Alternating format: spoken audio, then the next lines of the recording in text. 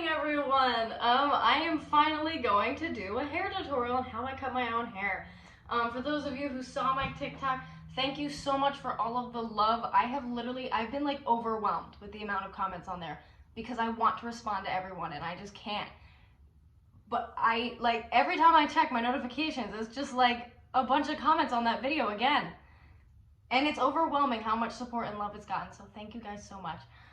But yeah, let's get into the tutorial. In the original video, I did a number 4 on the sides down to a 2 at the bottom. However, for this, I'm gonna go down to a 3 and then probably do like a 1.5 to a 1 at the bottom because I'm about to go on a road trip and I wanna deal with as little hair as possible. Here I'm going in with the 3 and I'm just taking it up to that point at the top where we're gonna blend it in later. I'm not following the curvature of my head at the top, as you can see. I'm literally bringing the clipper straight up so it goes past my head. And we will go back later and blend that in.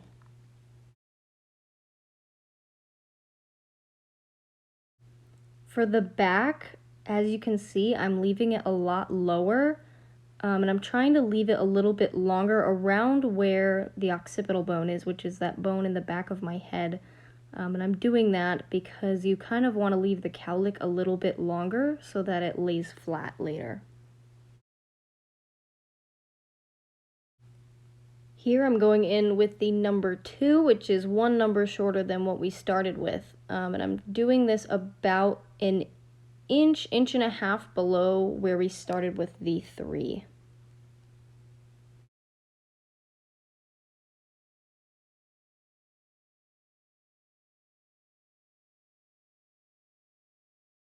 You might see me go over the same spot over and over a few times. This is good to do especially if you're doing your haircut yourself, because you can't really see if you've missed any hairs or anything like that, and so it's good to just do it a few times just to be sure. And in the back here, you'll notice that I'm also going the opposite direction as well as upwards. And the reason I'm doing that is because I have a cowlick back there that grows up, and so it's good to follow the direction of your hair.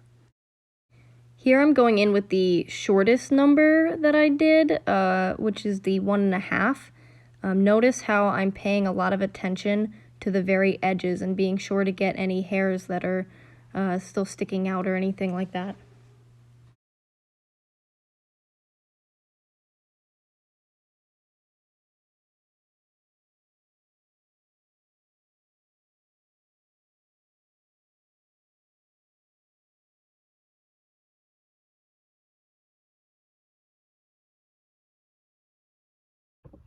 Going back in, if you go back down a number and you see that there's like some stuff that's not blending but you don't want to take that other number higher, sometimes it's because you have to go up a number and redo that part.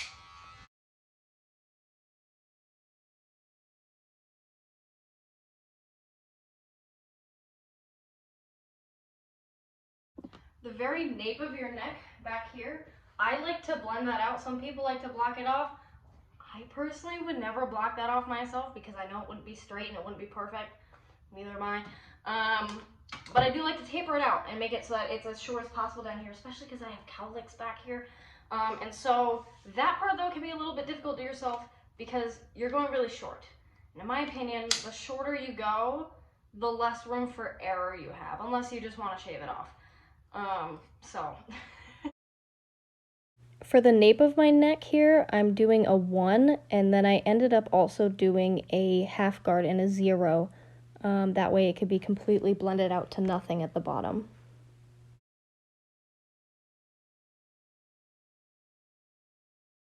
So I personally like to do the details and clean up the edges. That's not 100% necessary if you're doing it yourself, especially because you are doing such fine details in the mirror backwards. And so if you can't do that, no one's gonna notice. A barber might notice, but an average person is not gonna notice, so don't feel bad if you're not comfortable doing that.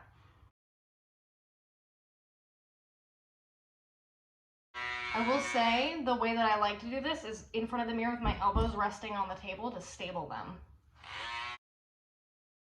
You'll notice that with a lot of the tiny details, I just go into it with the very corner of my machine. You don't really want to go flat around your ear and around a lot of your face because that leaves a lot more room for error and mistakes, and you might accidentally shave off your eyebrow, which I have done.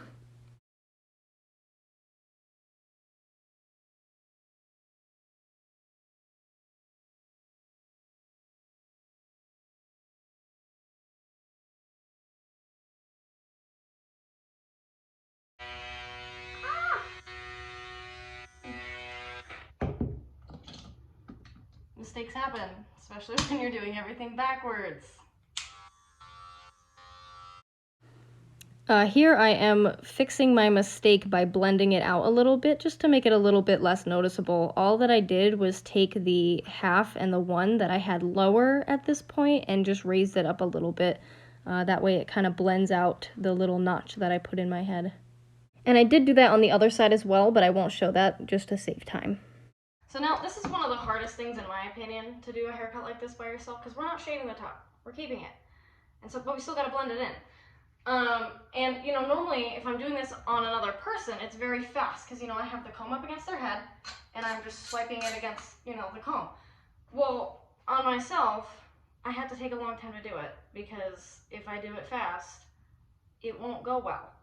Make sure that when you're doing this, that the only hair that's sticking out of the comb is hair that you want to cut. You don't want to push too hard on the comb against your head because you don't want the hair that you already cut to your desired length to be sticking out because you're going to cut it. One of the biggest things is if you're looking at your hair like this might look pretty good, but then if you look at my hair like this, you can see my silhouette has something iffy about it right here. That's because this is too long. And so looking at it from different angles is important. And a lot of times, even when I'm cutting clients, I will literally hold a mirror like this. So that way I'm looking at their hair from far away. Because that different perspective will point out little shadows and things that you don't want to see. Doing this part slowly is also important because you want to make sure that you're precise, and when you're doing it yourself, you're also doing it backwards. And so again, take your time. Don't be afraid to rush things. You know, when you're doing a self haircut, it's gonna take a while, and that's okay. Okay, this is the part that sucks the most because I have to take this and kind of balance it in here. If you have a stand though, that's obviously better, but I don't. So that I can look through here and see the back of my head. So y'all might be too far away to see it. I hope that you can see it. If you can't, I'm sorry. I always do the best that I can doing clipper over comb on the back of my head, but obviously I can't see it, so it's not going to be that great. But I usually go back in later and do that with scissors. And you can do that for the sides of your head as well, and you can honestly completely omit the clipper over comb most of the time. I just find it easier because that is how I was trained to cut hair.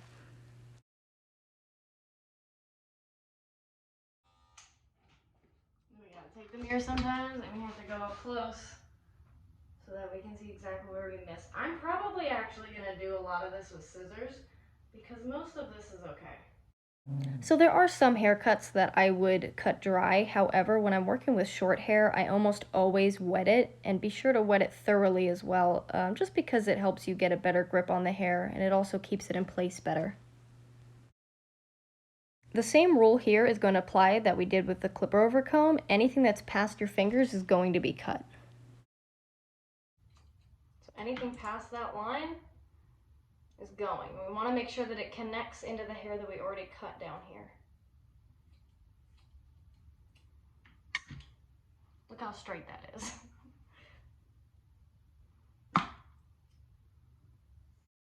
Once again, because I am doing this myself, you will see that I'm going over the same spot several times just to ensure that I got everything.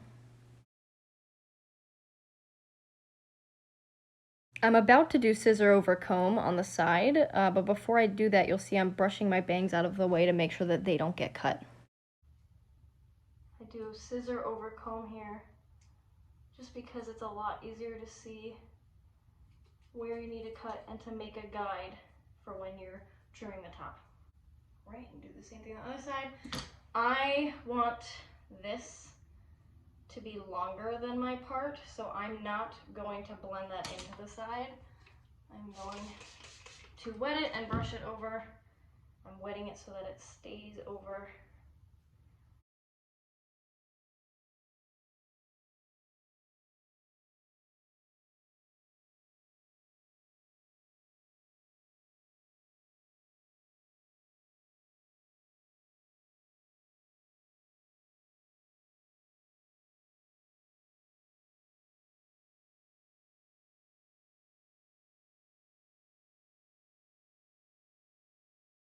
Okay, thinning shears are not 100% necessary. However, when I'm cutting my own hair, I like them because it's very easy to hide little mistakes and things that I don't like about the haircut. It also makes it a lot easier to blend it in, especially because I can't see everything. And so I usually take it to where the top meets the side, and you just need to kind of do the ends a little bit to kind of thin them out. Like I said, thinning shears are not 100% necessary. However, if you are using them, make sure that you use them very lightly at first, especially if you're not comfortable with them, because they can take out enough to make very thin bald spots in your hair, and you don't want that. So in the back here, I'm not using thinning shears anymore. I'm using my normal shears, and I'm just blending it in a little bit more and doing the stuff that the clipper over comb didn't really do. You also might be able to see those little bald spots on the back of my head. Those are scars. They're not a product of the machine. They're not a product of a haircut.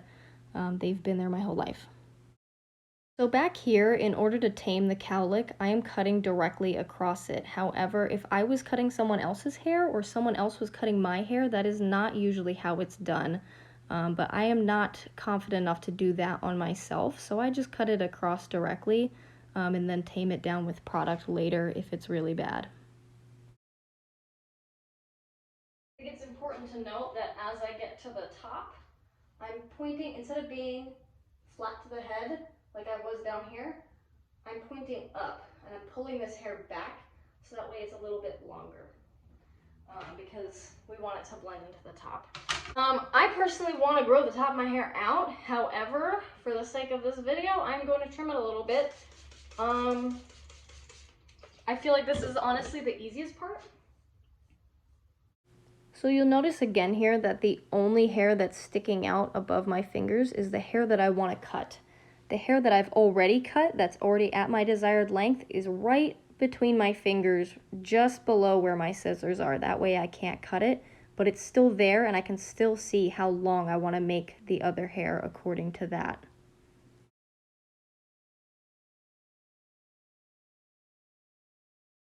And then I usually try to go through sideways like this and make sure it's even sideways, and it almost never is on myself because I'm cutting my own hair and I can't see everything. It's important when you're doing this part and you're cross-checking that you don't cut the hair that you've already cut. You just want to cut what sticks out. So I brush it to this side. And so when I cut the front, I actually like to keep these a little bit shorter because otherwise they bunch up when I push it over. You'll see what I mean.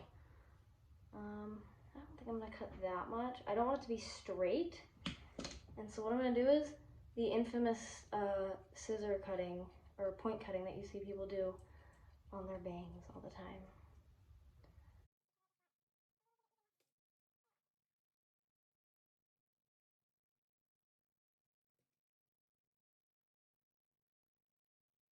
So if you want to do lines on the side of your head, it's just a quick motion of in, touch, out, in, touch, out. You don't want to drag the clipper around. You just want to touch it to your head and then take it away. I've been looking at myself in the mirror for the last 45 minutes, right? The mistakes that I made on this haircut are going to be a lot more apparent to me because I've been looking at them this whole time than they will to you or to anybody on the street. And that's the same thing that you have to apply to yourself, because to you, you might see all these mistakes that you made. Most people aren't going to notice it unless they're like barbers, which I'm going to assume the average person isn't. I don't actually know the statistics on that. But yeah. Thank you for watching, and thank you guys again for all the support. I seriously have been just overwhelmed. You guys are awesome. Thank you.